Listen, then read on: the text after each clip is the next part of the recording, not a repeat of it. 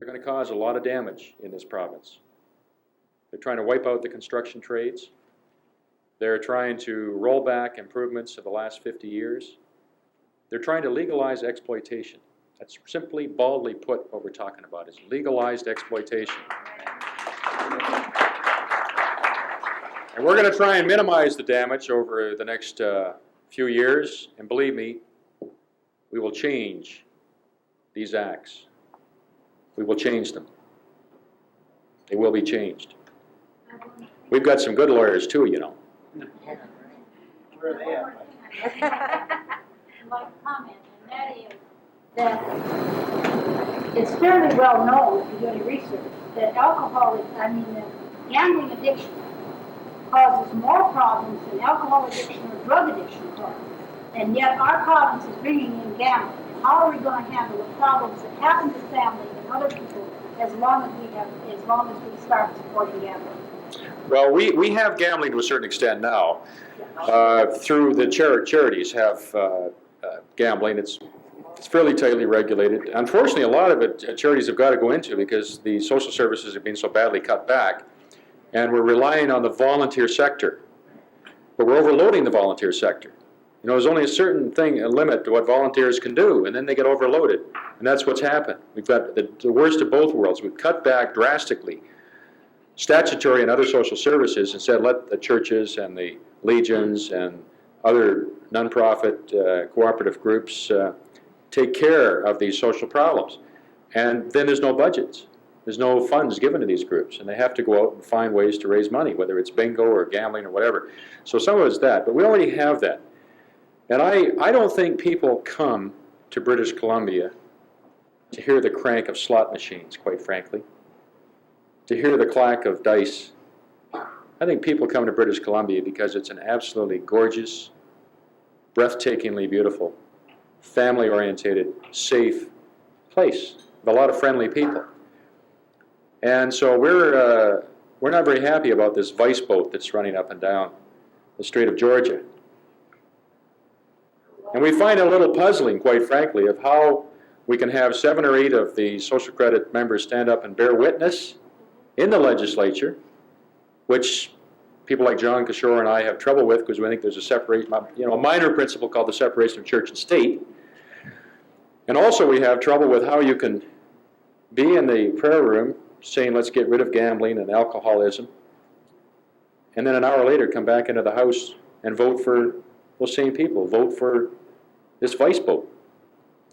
So we're not, believe me, taking it lightly. We are opposing gambling and a liquor store on every corner in this province. But the reason that we have gambling and the churches and everybody else are doing it, are having it, is because they're not properly funded for the things they do. That's right. You know, That's right. You have to have bingo or some type of gambling to get a handicap license. You know, Yeah. and these types of things. These things should be automatic from our government where they're needed. Yeah, I agree. Van der Zand seems to think that he can, at least he thinks he can flourish on this confrontation that he's creating with Bills 19 and 20. He's glorying in it. What sort of strategy do you see both for the NDP and for Labour and the teachers to try to undercut that, or do you think it's not a long-term problem? You want to give me 5 minutes on this one? I'll take out my jacket for this one. Roll off your sleeves, Mike. Loosen your tie so I can too. Here we go further. You want to loosen the tie? Yeah, All right.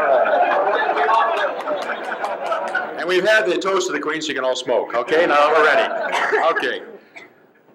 I think we should continue to do what we're doing so far. I think the NDP caucus has represented us all extremely well. We have laid out in some detail and very eloquently why Bill 19 is anti-labor. And not just people in trade unions, why it's anti-working people. Because a lot of people forget that trade unions set the standard for the non-organized sector. It keeps the non-organized sector honest. And if you lose the trade union sector, every working person suffers. Every working person.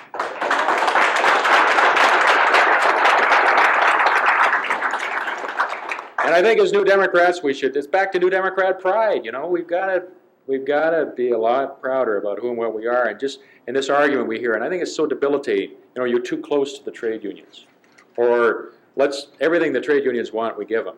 I mean, that's not our position. Our position has been for 125 years that we support trade unionism. In other words, in a democracy, the right of working people to choose to form a trade union or not. Their choice, and we support that principle. And we support, in a democracy, the right of free, unfettered collective bargaining. We should say that. And we support issues that are important to working people, and we should describe those. So I think we should say that while we're getting the point across that Bill 19 is going to bring confrontation, bitterness, more of a depressed economy, less job creation to this province. And what people want is a prosperous and stable province. This bill is going to do the opposite. We're going into committee stage in a few weeks, and we're going to be saying just that. Don't pass this bill. Sit down and consult with people. Work out a Labor Relations Act that's modernized, but that everybody thinks is fair. Or have labor and management bitching equally, so that you've got a bill that everybody can live with, like we did in 1973. So I think we state our principles. We do it legally. We do it lawfully. As we're doing in the legislature, as I'm doing here tonight in a freedom of association and freedom of speech, and we stick to our guns on it. And we don't tell groups how to conduct their business. We're not going to tell the BC Federation of Labor how to do things, whether they should be lawful or unlawful, what their tactics should be. BC Federation of Labor can make up its own mind on how to do things. The same thing with the BCTF. They don't need any fortuitous advice on how to conduct their affairs. I think we just stick up for education, and we stick up for the dignity and rights of working people. And we do it eloquently, and we do it in some detail, and we not only criticize the legislation, but we say, here's how we do it as New Democrats, and we offer an alternative, and we're doing that. I think we're doing just fine, and I think you'll see some very interesting polling information coming out in the next while that shows that British Columbians 2-1 are telling the government to hoist Bill 19. 2-1.